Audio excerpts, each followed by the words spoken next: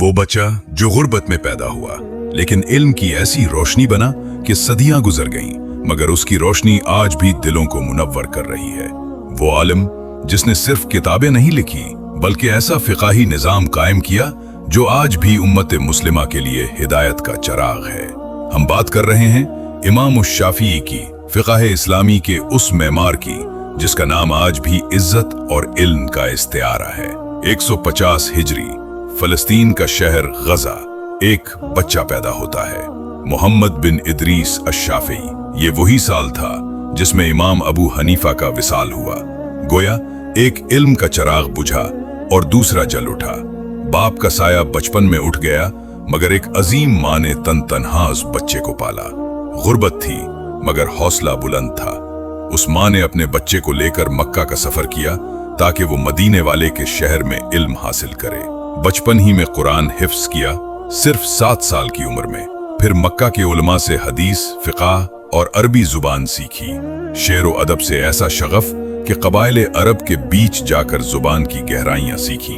अरबी लुगत, फसाहत और बलागत पर मुकम्मल उबूर हासिल किया। वो कहते थे, जो इल्म हासिल करना चाहे वो पहले जुबान की इस्लाह करे। जब उम्र सिर्फ 15 बरस थी तो मक्का के उलमा ने फतवा देने की इजाजत दे दी, मगर शौक था मदीना का, जहां इमाम मालिक जैसे अजीम उस्ताद मौजूद थे।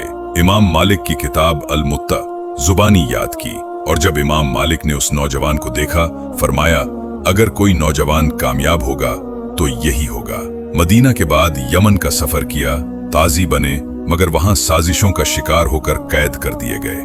लेकिन कैद काटने वाला कोई आम शख्स न था। वो रातें जब कैदी सोते, इमाम शाफी कुरान पढ़ते, हदीस दोहराते और दिल में कहते, मैं कैद में हूं मगर मेरा इल्म आजाद है। कैद से रिहाई मिली और बगदाद में मुलाकात हुई इमाम मोहम्मद शैबानी से, यानी इमाम अबू हनीफा के शागिर्द खास। ये इल्म का वो लम्हा था जब हनफी फिका से इस्तिफादा करके इमाम शाफी ने अपने फिकाही उसूल मुरत्तब किए।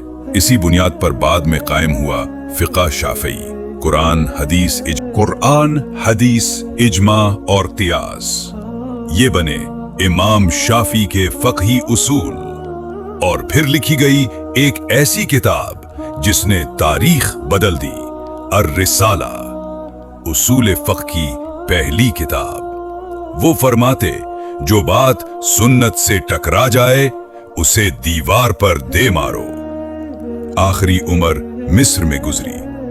बीमारियों ने जिस्म को कमजोर कर दिया, मगर इल्म, जज्बा और तकवा कभी कमजोर न हुए। 204 हिजरी 54 साल की उम्र, दुनिया ने इल्म का एक रोशन चिराग खो दिया। काहिरा की मिट्टी ने इल्म के उस इमाम को अपने दामन में छुपा लिया। इमाम शाफी के अक़वाल आज भी दिलों को झंझोर देते हैं।